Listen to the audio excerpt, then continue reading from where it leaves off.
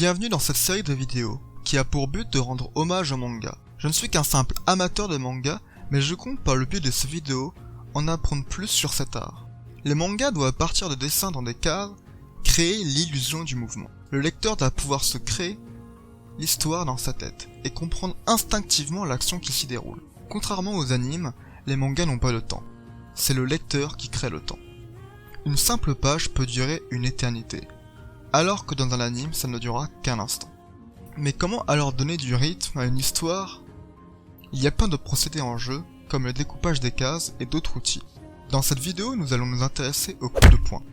Comment créer l'impression d'un mouvement et comment lui donner une vitesse et une puissance. La vitesse est liée à la puissance, car l'énergie cinétique équivaut à 1/2 de mv². Donc plus un coup sera puissant, plus il sera rapide. Tout d'abord, le mouvement. Une action peut se décomposer en plusieurs parties. D'abord, le point initial, là où commence l'action. Par exemple, dans le cas où une personne chargerait son poing, ce serait donc son poing derrière elle. Ensuite, il y a l'impact du coup de poing sur l'adversaire, et enfin, la fin du mouvement, là où il s'essouffle. On peut jouer avec ces trois phases afin de créer une impression de mouvement. Bien sûr, la pose du personnage est importante. Il ne faut pas qu'il soit droit. Une courbe au niveau du tronc rend le personnage plus dynamique. Un élément autre que le personnage est souvent ajouté pour faire ressortir le mouvement. Ce sont les spin lines, ou aussi appelés focus lines. Ce sont des traits qui vont vers la direction du mouvement, comme si elles simulaient le frottement de l'air. Cette technique aurait été inventée par Ernest Montaut, un dessinateur d'affiches. Il aurait inventé cette technique pour ses affiches de course automobile. Lorsqu'on utilise cette technique, on n'a pas besoin de voir les trois phases. C'est pour cela qu'en général, on ne voit pas le point toucher l'ennemi, car les speed lines suffisent à simuler le mouvement. On rajoute aussi le point d'impact pour savoir précisément où le coup a touché, et des onomatopées afin de donner un son au coup, pour permettre à l'action d'être plus vivante. Ces bases sont intéressantes, car c'est en jouant avec elles que l'on peut créer des subtilités dans les coups. Il existe des moyens de marquer la différence de force ou de vitesse. Dans cette partie, nous allons voir les différents moyens de marquer la force ou la vitesse d'un coup avec différents exemples. Le plus simple à mettre en place pour marquer la puissance d'un coup sont ce qu'on pourrait appeler les caractéristiques physiques, c'est-à-dire les dégâts infligés à l'adversaire ou au décor, ou encore le recul et la projection infligée par le coup. Nous allons nous pencher sur le manga qui montre par excellence la puissance, c'est-à-dire One Punch Man, avec les dessins du grand Yusuke Murata. Dans cette page, on perçoit clairement les dégâts infligés à son adversaire, car un grand trou béant se trouve devant nos yeux. Sur cette action, nous avons qu'une seule phase, celle de la fin du mouvement, ce qui nous permet de comprendre que l'action était rapide. D'autres procédés sont utilisés pour ressentir la vitesse du coup, comme la trame en speedline en arrière-plan, mais surtout par le point de Saitama qui est flou, comme s'il était toujours en mouvement. Yusuke Murata utilise aussi un autre procédé, l'onde d'impact du coup. Cette onde nous donne l'impression que le coup vient juste d'être donné. Pourtant, on voit le point de Saitama qui est revenu dans la position initiale, ce qui marque encore plus l'impression de vitesse. De plus, son bras est positionné de façon à ce que ce soit juste son avant-bras qui bouge. Or c'est un petit mouvement, et donc la force qui se dégage de ce coup devrait être faible, ce qui met encore plus en avant la force phénoménale de Saitama, car un simple mouvement donne un coup d'une puissance incroyable. Même si la force de Saitama est énorme, on voit peu de projections par rapport à ce qu'on pourrait attendre à un coup aussi puissant. Un exemple de projection est l'une des planches de Mashle, un manga qui mélange One Punch Man et Harry Potter. Sur ce dessin, on voit clairement la projection. Le point d'impact est marqué et la poussière environnante est repoussée, donnant des cercles. On comprend clairement que le coup était puissant sans pour autant l'avoir vu.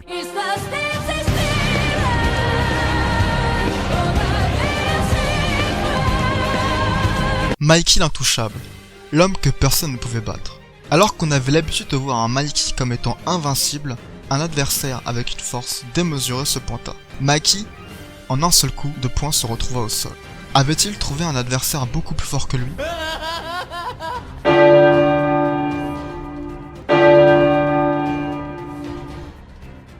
La réponse était non. Il s'était laissé frapper. L'atmosphère n'était plus la même. Mikey était différent. Alors même qu'il nous avait habitués à un coup foudroyant, cette fois-ci c'était différent. Il était encore beaucoup plus rapide, libérant toute sa colère. Ce qui change de d'habitude, ce sont les phases. Cette fois-ci on n'a plus les trois phases habituelles, phase initiale, le coup, puis la fin du mouvement, cette fois-ci, c'est en un seul temps. Le coup était si rapide que seule la phase finale du mouvement était visible.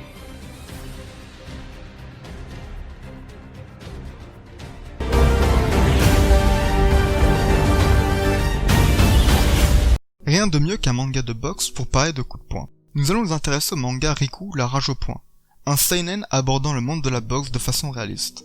Le style du mangaka Matsubara Toshimitsu est particulier. Les dessins sont très détaillés avec un gris qui prédomine, dû à l'abondance de trames et d'ombrage, ce qui permet de faire ressentir la dureté de l'univers dans lequel vit Riku. L'auteur utilise plein de techniques afin de donner de la subtilité à la force des coups de poing. Dans cette page, on voit du classique. C'est en 3 phases, mais les 2 dernières sont inversées. On le voit d'abord charger le coup, puis on voit la fin du mouvement, mais on nous montre ensuite l'impact du coup en zoomé, afin de savoir précisément où le coup est touché. Il utilise aussi des speedlines et du flou là où le coup a frappé. Dans celle-ci, c'est en une seule phase. Des speedlines accompagnent le mouvement avec derrière une trame de ligne de vitesse. Un flou sur le point est ajouté, ainsi que sur le lieu du choc. Des onomatopées sont aussi présentes pour donner un son au coup. Dans cette case, on voit clairement le corps de Riku à 2 endroits en même temps, afin d'exprimer la vitesse de son corps. On voit aussi 3 coups infligés par l'adversaire sur la même case, afin d'accentuer l'effet de vitesse. Le mangaka Matsubara Toshimitsu aime bien utiliser les projections de salive ou de sang afin de marquer la puissance d'un coup. On les retrouve sur une grande partie de ses planches. Par exemple, sur cette case, on nous montre qu'une seule phase, et c'est celui du coup. Ce qui montre la force du coup, c'est la salive qui s'éparpille sur toute la case. Faire coup par coup, c'est bien, mais il faut beaucoup de pages pour arriver à dessiner une action qui ne dure qu'un instant. Cette page permet de pallier à cette place utilisée. Sur cette magnifique planche, on voit les 2 adversaires à plein d'endroits en même temps, ce qui permet de donner l'illusion de la vitesse. Cette planche nous met à la place du spectateur dans les gradins, pour qui l'action ne dure qu'un instant, et pour qui il est difficile de comprendre et de suivre l'avancement du combat tellement que les coups pleuvent. Et même si l'action semble brouillon, on comprend qui a l'avantage dans cette action. L'auteur de Rikudo a trouvé un moyen de rajouter plus de subtilité à la force des coups, en donnant de nouvelles nuances de force. La première la voici, un point avec un gris très sombre, qui ferait penser à du métal. Ce coup est donné par le rival de Riku.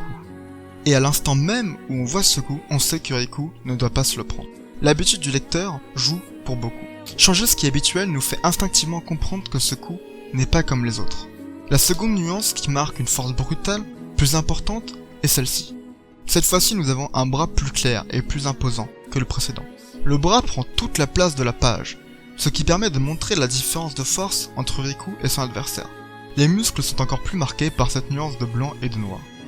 Il est intéressant de noter que lorsque 2 personnes se frappent simultanément, les mangaka préfèrent mettre la phase du choc des 2 points sur le visage de leur adversaire, afin de donner l'impression que le temps s'est ralenti et de ressentir cet instant.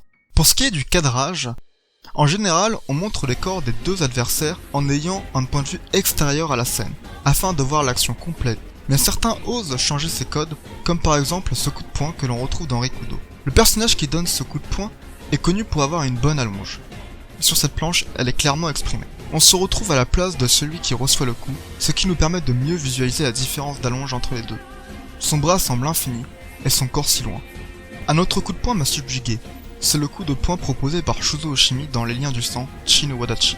Cette fois-ci, nous sommes à la place du protagoniste, qui donne son coup de poing.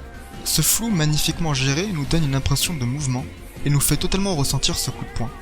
Pour résumer, afin de donner l'impression de mouvement et de vitesse, on peut utiliser des speedlines simples ou en trame, jouer avec les phases du mouvement, jouer sur le cadrage, jouer sur les caractéristiques physiques comme les dégâts infligés, les projections, ou rajouter des ondes de choc, mettre certaines zones en flou, agrandir le personnage qui frappe, ou encore mettre plusieurs coups dans un même cadre. Il en existe sûrement d'autres que je n'ai pas cités, donc n'hésitez pas à les mettre dans les commentaires. Merci d'avoir regardé cette vidéo, n'hésitez pas à la partager, ça me donnera plus de courage pour faire d'autres vidéos.